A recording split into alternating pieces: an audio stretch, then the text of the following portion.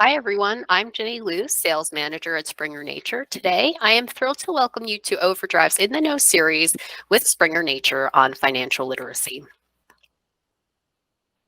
So, a bit about Springer Nature. We are a research publisher with a diverse portfolio of books. And today, more specifically business, our Springer Nature Business Books program supports the needs of global and business and finance communities by identifying, publishing, and disseminating quality content that enables professionals, academic students, and policymakers to work better and, most of all, work smarter. Our titles are increasingly relevant and adaptable to industry trends. It offers unique perspectives based upon the research that drives the finance and business industries forward. Our list is comprised of a highly diverse group of authors, so it crosses a wide range of industries and geographies. And Springer Nature business books offer a path to learn about the current financial environment and ways for individuals and companies to safeguard their assets. As you see here, we have a diverse collection of titles for all types of readers. So, today with Overdrive, we are excited to share the latest books from Springer Nature's finance program. These books exemplify the trends that are in the headlines now. And financial literacy is important for managing our finances, but it's also crucial for businesses to thrive and ultimately contribute to a healthy economy. So today, our authors will tackle some pressing questions that have come up, like what causes inflation, how companies can stay profitable, what exactly is cryptocurrency, and also consider how Bitcoin's has its environmental impact. Our incredible lineup of authors today include Herman Simon, the founder and chairman of the world's leading price consultancy. He's ranked on the Thinkers 50 list and is considered the world's foremost authority on pricing strategy. Adam Ector is a partner at Simon Kucher and Partners. He is an expert on inflation management and helping businesses remain profitable. Henry Arslanian is a best-selling author and global crypto leader. He is regularly featured in global media, and LinkedIn named him a top global voice in economy and finance.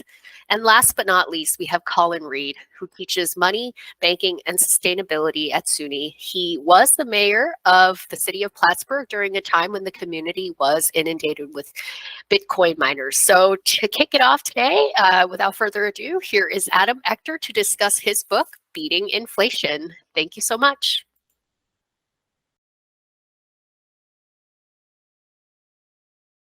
Hello, I'm Adam Ector, author of Beating Inflation. Welcome to our conversation today. Excited to share the knowledge myself and co-author Herman Simon, founder of Simon Kucher and Partners, have managed to put together here in a book. A lot of folks have asked us, what was the inspiration? Why would you write a book like this? I think what you're looking at is a manifestation of a lifelong interest in the topic of pricing, value, currencies, money, etc. Herman was a German professor working with his doctoral students in 1985 when they founded our firm, Simon Kucher and Partners. I've been interested in money from a very young age. I always found it fascinating how Marty McFly, things were so much cheaper when he went back in time than the time I was living in. And I didn't know what was the cause of that. Turned out inflation plays a big role. So I went on to study the topic for many, many years, ultimately advanced degrees in finance, and then had the chance to come here to Simon Kucher and Partners, a firm that focuses on pricing and value, where we've dedicated the last decades of our lives thinking about this topic. And so between Herman, myself, fellow colleagues from around the world, bringing in ideas that are prevalent in nations that have a sustained inflation all the time, we've had the chance to codify that, put into a text that should help anybody here, particularly in the North American market, is how we've geared this one up to help think about the inflationary effects, what's going on, and ultimately stay ahead of that inflation wave and beat inflation. So what is inflation? That's probably been the most common question we get asked. I think a lot of folks will look at that and look at prices and go, it's the cost of things going up over time, correct? That's actually the opposite way from how we think about it. The inflation is really your dollars are becoming less and less valuable. You're devaluing the currency. So it's going to take more of them to buy goods and services in the future. And that's ultimately what this is all about, what we're going through, and why it's really important for businesses and individuals at the management level to understand what's taking place. Because what this means for our businesses is that the 2020s are going to be materially different from the 2010s. The 2010s were a wonderful time. For the first time in history, the Fed met or exceeded its goal of sustained 2% inflation. They came in a little bit under that for the entire decade. And so we saw the benefits of that in low lending costs and a lot of expansionary economic activity. You whipsaw in the 2020s, inflation is back up to a sustained level. Now, it's not runaway inflation in America, but it's higher than we've seen in many lifetimes of working individuals. If you go back to the 1970s, it actually is very common. If you look at the rapid onset inflation that took place there and you overlay that to today's inflation, they look almost identical. Now, what else can you learn from that? Is that there was a sustained higher level of inflation over that entire decade. And we make the case for that inside of the book here, that given the factors that are driving this inflation, we think it's going to stay with us for a little while. And that puts you as business leaders in a mindset of thinking about addressing something for a period of time. And again, this isn't runaway double-digit inflation, but we do believe we're heading into a decade where, seeing numbers that are a little bit more elevated than we're used to. The most current figures I saw had a 6 hanging on the front of them. We've seen numbers as high as 9s, and that's sort of a range that we might see for a while here. And that's what it means for businesses, being prepared to operate in that environment. So we also get a couple of questions around common myths and what's going on. I think we started to allude to the first one. The first myth was that this would be transitory. If we hunker down, it'll pass and we can survive inflation. I think a lot of us are starting to see that that's not exactly accurate. We're already starting to see some victims of inflation in the headlines these days. If you look at what's happened for those who maybe saw it coming but chose not to act quickly, they're dealing with the consequences of that right now. Probably the next number one myth we've been trying to work through over the last few years is this idea that you can't push price, that if you push your price, everyone's going to go away. Well, price and value should always be going kind of checked and aligned. The idea of pushing price or never pushing price, we just got a little bit lax on it in the 2010s because we didn't have to grow that way. But absolutely it's something you can do. And certainly in an inflationary environment where all of your competitors, everybody else is feeling the same inflationary effects, your price increases are not because you're trying to put more dollars in your pocket for abnormal profitability. You're doing it because you're going to need more of those dollars in the future to buy the very exact same things you're getting right now. That's that idea of the currency becoming less valuable. So you need more of it. And ultimately, this is about survival. And so this idea of pushing prices in an inflationary environment is not out of greed. It's out of survival mechanisms and the need of a company to continue being a going concern. We take a look in the book and go through how most companies in America make a lot lower profit than most people think. We're about 5% on average. And if you overlay that with a 6 to 9% inflation, suddenly half of our companies are no longer making real profits. We're upside down. That is a real threat to our businesses. And so this idea that inflation is going to pass or it's not that threatening, that's a big myth to worry about. And then finally, once people realize that and they take some action, we saw a lot of that in this last year, particularly companies that held out for a while, and then they just went ahead and made record price increases, or they did 3 or 4 or 5 in a row, things that they hadn't done really before. And they did it about 100% of their cost recovery. In the long run, that's not sustainable. So we take an entire chapter and break that down and show how if you look at things like elasticity, while it's always company specific, it's always market specific. We go through it for several different industries with common data points and elastic information that we've discovered and worked on through the decades here at Simon Kucher and Partners. And we show and demonstrate how sustained 100% cost increase pass-throughs for inflation is not a sustainable strategy. When you start to think about inflation and then you start to think about elastic responses, you start to come up with a ratio that looks more like 50% of your increased cost can be passed through. 20 to 25, you should be able to offset through efficiencies in production and within the organization. And regrettably, in the short term, about 25 to 30%, you're probably going to have to absorb. You can start to see that as well right now. The 2022 figures are in for the stock market. You're seeing revenue at record numbers up about 5%, but profitability is down about 3%. It's about 8% swing. We think that that's the manifestation of the money illusion or the effects of inflation taking hold. And it's something that you have to be mindful of, that you can't just pass things on 100%. You do have to slow down that total pass through over time. So what's the best way to respond to inflation? Ultimately, it comes down to agility, single word. We can look at the 2010s as a period where a lot of companies allowed their pricing departments to atrophy a bit. They didn't really have to worry about it. They were growing in different ways, usually volumetric manners. But as you look into 2020s, they need to have the people, the tools, the processes in place to keep up is really where the focus is going. So that's a wonderful response. If you're doing it, keep on that track. And that's something that you should be thinking about here as we look at the forward-looking world. As a leader or anyone in a leadership role who's thinking about this, it's all about a sense of urgency. As we mentioned before, we do look at the threats to businesses that inflation is going to cause. And we think it's much bigger than people expect. It's ultimately the executives in a company and anyone in a leadership role who can help rally the rest of the team to take action that's going to help you get through this. And ultimately, that's what it's all about. So if people are thinking about how should I respond, it should be a heightened sense of attention and urgency, and then the agility to get it done. There's questions around what types of businesses benefit the most. I think many of you can see in the headlines how inflation affects different businesses at a different rate. We saw the commodity-driven businesses affected first, then complicated assemblies in the middle, and now we're working our way through those labor-driven businesses like software and business services, where the wage labor and cycle start to kick in, and they need to react. Ultimately, they all have to do the same couple of things. So the top 3 things to think about in this environment is, first and foremost, understand where you are and what your price value position is. I think a lot of people hadn't invested the time to do that. And if you look in the last year, when all of a sudden you got these record price increases with no loss of customers, probably demonstrated you really don't know where you are. There's a lot of methods you can use to get a handle on that. And this would be the time to get that done, because this is not the time as the inflation wave hits your business to start thinking about transforming your pricing power and making radical change. You need to know where you are so you can take the tactical steps. And that gets to number 2, building responsiveness and taking tactical steps. That can probably manifest in the short term in things like fees and surcharges. Those are non-product price adjustments, terms and conditions, raising the price and increasing the frequency at which you do that.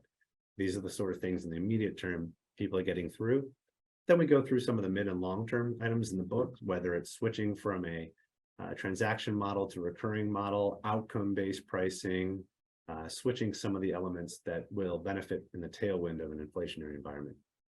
And then finally, it's easy to talk about pricing on this, but let's not forget our sales team. They're going to have a very different world than they're used to, and we have to be sure we're giving them the tools and the coaching and the support to be successful, because they're going to have to go and do bigger increases more frequently in an emotionally charged environment. That's an incredibly difficult environment to be working in. So be mindful of your sales team, what they're going through in this environment, and make sure you're giving them the tools and the support to be successful with these gains. So ultimately, people are asking us, how can companies survive? I think that gets to some of it. That it can be boiled down to just be prepared for a sustained inflation. And when you start thinking about that way, you go through and consume a book like Beating Inflation and look at what's going on, it really gets you in that position. The big takeaways and the benefits you get from reading it, it's going to articulate what inflation is and how to think a little bit differently about it, give you the tactical steps as to how you can act in the environment, and increase the chances that you and your company are ultimately successful in beating inflation. Thank you for your time and attention today. Hope you enjoy the text.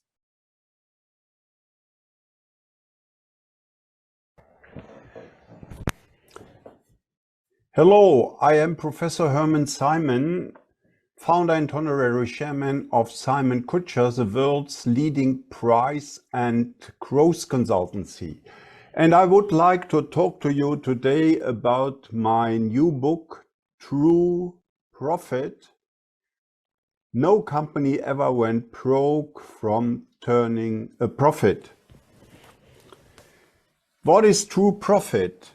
True profit is what the company can keep after it has met all contractually agreed claims of employees, suppliers, banks, and the estate. So we call that also net profit.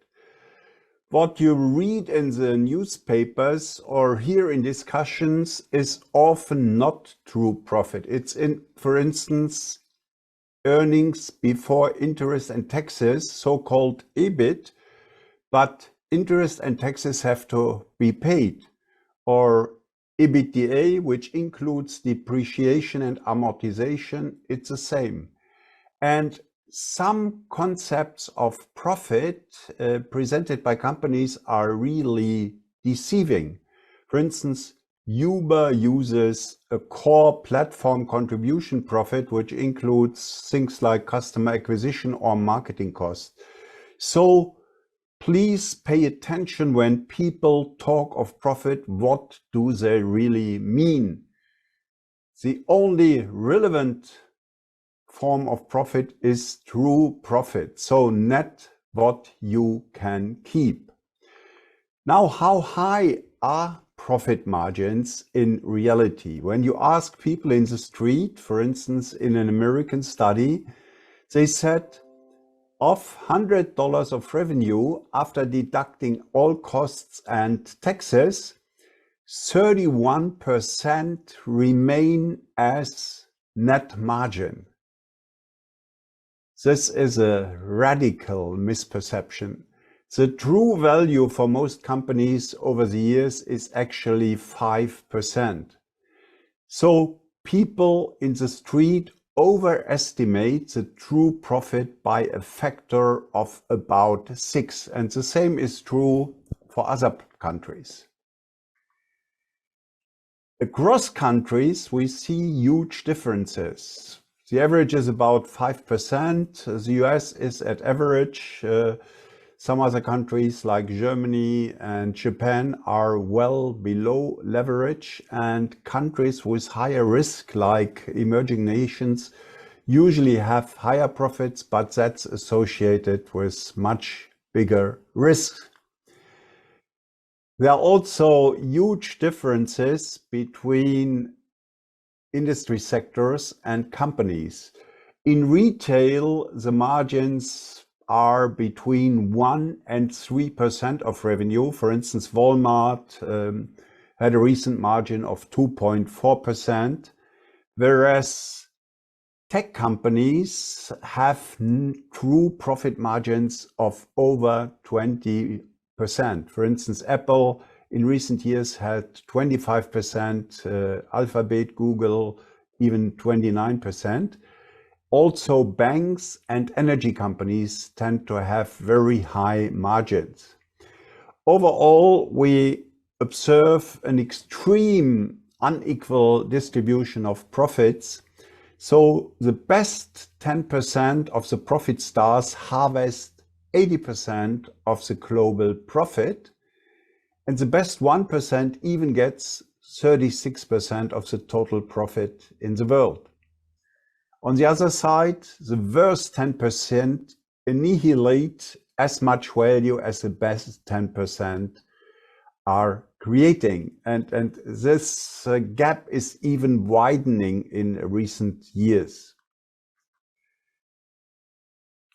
An interesting question is, what are the profit killers? Why do companies make low profits? And wrong goals, striving for maximum market share or revenue instead of profit, is a very important profit killer.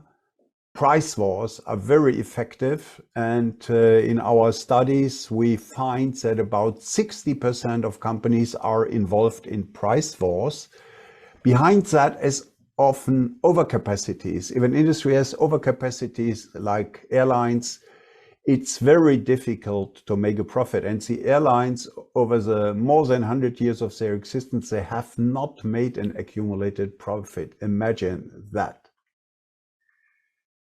So my last question, what are the most effective profit drivers? There are only 3. Profit equals price times volume minus cost. And if we can increase each profit driver by 1%, improve price by 1%, it means that profit typically goes up by 10%. Thus, we have a profit multiplier for price of 10. If we can reduce cost by 1%, profit goes up 6%. The profit multiplier of cost is 6, and of volume, it's only 4. volume increase of 1% only leads to a profit increase of 4%. Why? Because with the volume, marginal costs go up. So let me summarize. True profit is only what the company can keep.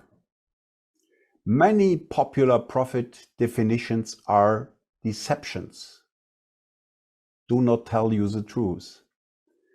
Profit differentials across countries, sectors, and companies are huge, which tells you if you are doing it right, you can make a huge profit, or if you are not so good, your profit will be very low. And especially in retail and e-commerce, profit margins are very low, around 1 to 3% of revenue. Elimination of profit killers is the best route to profit improvement. Price is the most effective profit driver. The profit multiplier of price is 10, for cost is 6, and for volume it's only 4. Inflation plays a very important role, and that is another topic. Today we were talking about true profit, and profit is a key variable in the economy, and understanding what profit and true profit really means is very important for you, and the book will help you to better understand the mechanics and the importance of profit. And to conclude with one definition, profit is the cost of survival. Companies only survive in the long term if they are profitable. Thank you very much for your attention.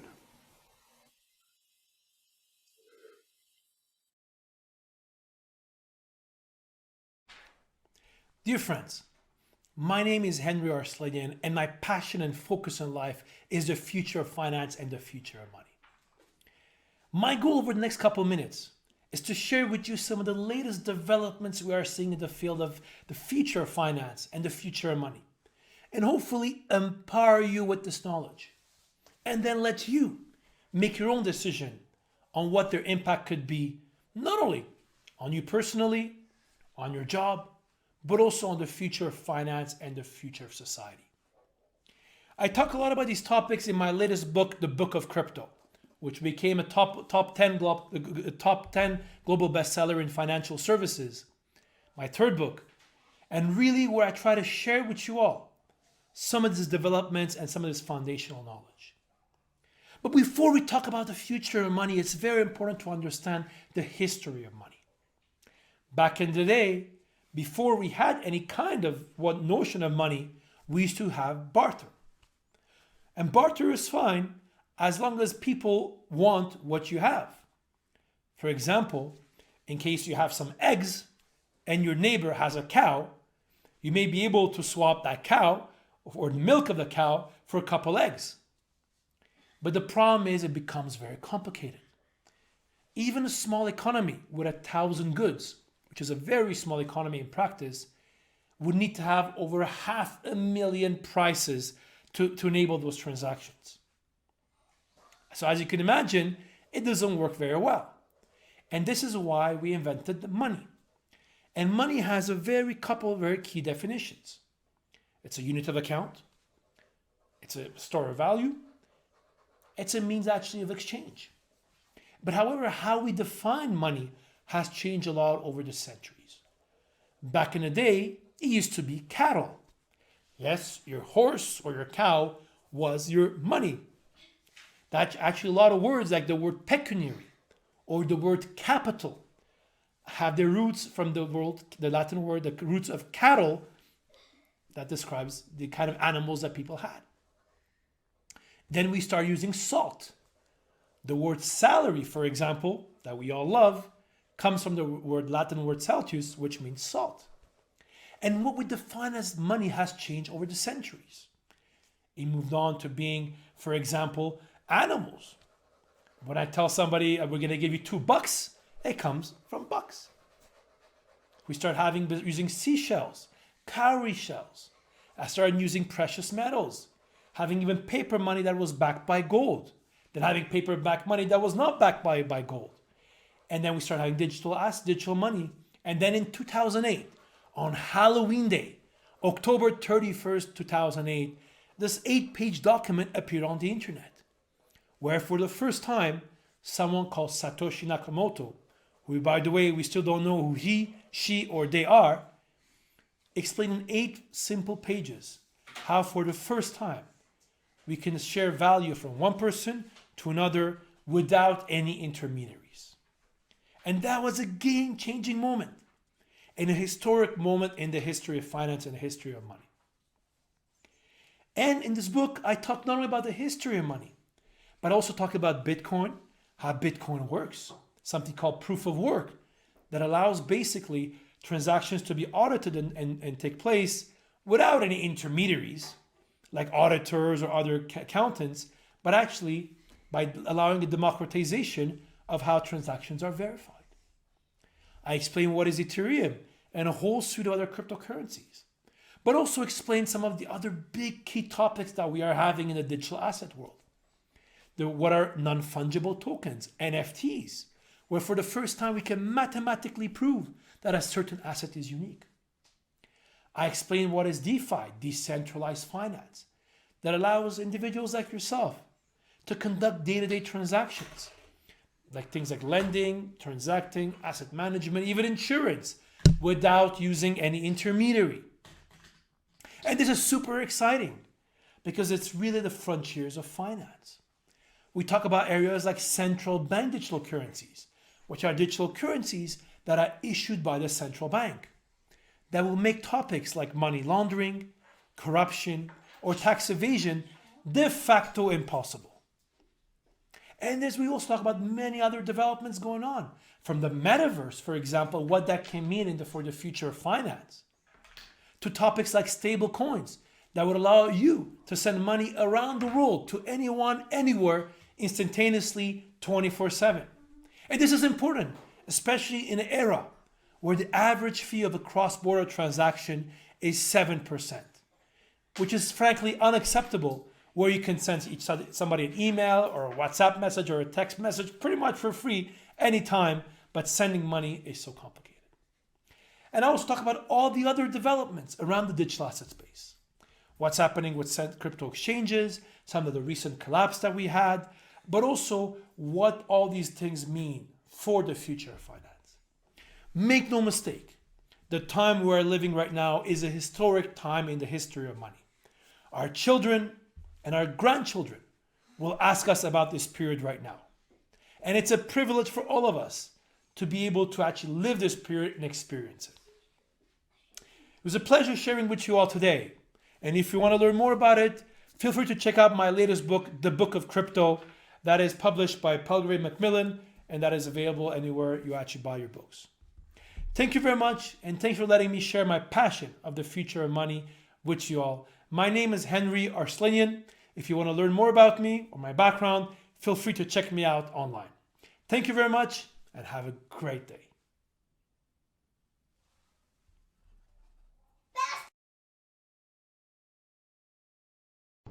My name is Colin Reed. I'd like to share with you my experience of writing The Bitcoin Dilemma.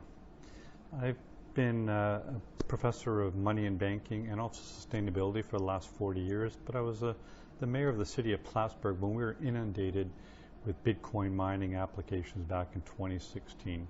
These are my experiences.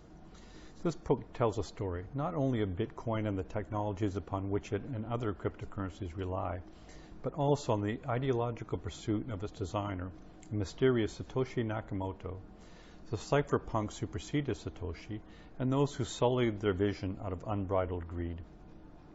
I treat half a dozen aspects of Bitcoin, from the nature and utility of cryptocurrencies in general, but especially Bitcoin in particular, the contradictions in Bitcoin as perpetuated by the economics of its protocol, the tensions and competitions between cryptocurrencies, the question of who is served by the industry's finances, the clashes in defense of our environment, and reasonable paths on how to proceed. I take the reader through various dimensions of Bitcoin, beginning with his computer science roots that inspired Satoshi, a mysterious but brilliant coder who has since disappeared from the crypto world and left behind a personal wealth of 30 or so billion dollars. Satoshi's libertarian ideal was to allow people to transact with each other just as they once exchanged music and movies in peer-to-peer networks over the internet. Satoshi's creation is a robust and decentralized network that has grown in value from pennies to approaching $1 trillion and has spawned institutions larger than most Satoshi hoped to replace. I also derived the Bitcoin dilemma that for the first time shows why Bitcoin's almost insatiable energy demand will likely produce millions of tons of carbon dioxide emissions annually by 2030 that will rival greenhouse gas emissions of some of the world's most populous nations. I show that there's no refuge that avoids the environmental damage that Bitcoin mining will cause, even despite technological improvements such energy efficiency improvements even spawn more mining rather than lower energy consumption in a mining arms race with electricity as the ammunition. This disturbing result has received no attention yet to date, but the Bitcoin dilemma has profound ramifications on our collective carbon footprint as the world increasingly struggles to combat global warming. I also showed that the incredible opportunities of the industry will only be realized if our legislators, our regulators, entrepreneurs, and general public garner a more complete and objective understanding of the proof-of-work mining techniques Bitcoin employs. Bitcoin is at a point where we must carefully consider its future. Now that Bitcoin is dominated by large institutions that could not have even been imagined when Satoshi created the coin, we must salvage the ideology and mystique of Bitcoin and the beauty of computer science techniques that gave rise to it. Yet the genius of Satoshi was based on the premise that trust in large financial institutions would be replaced with democratic participation in Bitcoin. Bitcoin is now at a crossroads as its aura has become tarnished and our regulators become increasingly concerned. In this book, the reader shall see that the concepts that underpin Bitcoin are not so deep as to defy understanding, nor are the consequences of mining so benign that we can ignore them any longer. Throughout the book, I contrast two competing and conflicting philosophies. One is the idealism of the group of self-described cypherpunks who are concerned about an ever-encroaching state of government and large financially powerful institutions. They were skeptical of the corruption of profits and were concerned about an increasing dystopian state. At first, the new digital currency software was run by only a small group of committed hobbyists and idealistic cypherpunks. They believed either Bitcoin would fail or succeed spectacularly. Over the period Satoshi was involved, up until 2011, it was difficult to imagine which outcome would prevail. Bitcoin's design has protected it from vulnerabilities that has destroyed lesser coins, but has also perpetuated problems that present Bitcoin's greatest challenge. The polar opposite of the cypherpunks are the crypto bros, who believe everybody could become crypto millionaires if only they too blindly accepted and subscribed to the unbridled markets of cryptocurrency with the faith and zeal any Ponzi scheme requires. Others, especially today, would have ridden that bandwagon of fame or wealth for as long as possible.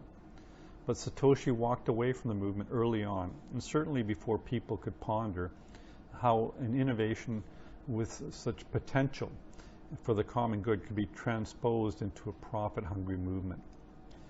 These crypto bros who have emerged to praise the wonders of profits generated from Bitcoin would have surprised and dismayed Satoshi. Satoshi's dream was to bypass large and deep-pocketed institutions, not create rampant speculation and monolithic financial powerhouses of a different sort. Instead, innovations in Bitcoin mining and a modicum of shilling began in 2016 and caused the economics of the industry to pivot. I showed that, like any Ponzi scheme, the economics is mostly driven by escalating Bitcoin price. In turn, the industry demands ever-increasing amounts of electricity that rivals the power consumption of entire nations, has resulted in a highly concentrated and institutionalized coin that Satoshi would have abhorred and has created significant public policy problems. These unintended societal and industry vulnerabilities of Bitcoin mining soon causes industry footprint to extend well beyond what Satoshi could have prophesied and now affects almost everybody. I analyzed the effects of mining on local, state, and national governments, including on the city that experienced rapid Bitcoin mining growth when I was a mayor, Plattsburgh, New York. I also explore how Bitcoin mining has affected other sectors in computing and other cryptocurrencies. Finally, I describe recent innovations in Bitcoin and other cryptocurrencies that may ameliorate some of these industry problems, if not perhaps local, state, and national nuisances. Satoshi's visionary cryptocurrency processing protocol unleashed opposing forces, some that saw the advantages of Satoshi's ideals and others that saw a profit opportunity. These forces created a chasm between the original cypherpunks, environmentalists, libertarians, and public policy wonks on one hand, and politicians and profiteers on the other. Bitcoin mining has proven to be very lucrative to the precious few able to secure financing and especially access to inexpensive electricity as the ammunition in the Bitcoin arms race. In doing so, they are able to generate for themselves almost unimaginable profits. I describe how the ideal of a digital currency to serve the greater good for the masses has instead bred a cult-like following of those seeking their share of annual revenues that tally into the tens of billions of dollars each year. I conclude that the benefits of cryptocurrency usage are substantial, if not perhaps as revolutionary as Satoshi had hoped. It's important that the industry now develop in ways that allows it to realize Satoshi's vision, but not in a way that damages others and its own aspirations in the process. Problems arise because of externalities inherent in the design of Bitcoin. So now is the time we must meet the regulatory needs of an industry that didn't even exist a dozen years earlier and really took root only in the last few years. With a subject matter as complex as Bitcoin, our best chance to place it into a proper context is through education and understanding. I hope that by the end of the book you will understand much better the great innovations of Bitcoin, but also its weaknesses, of an idea that can simultaneously improve our commerce and harm our environment. Our challenge is to take the best from Bitcoin and avoid the rest. Thank you. I hope you enjoy the book.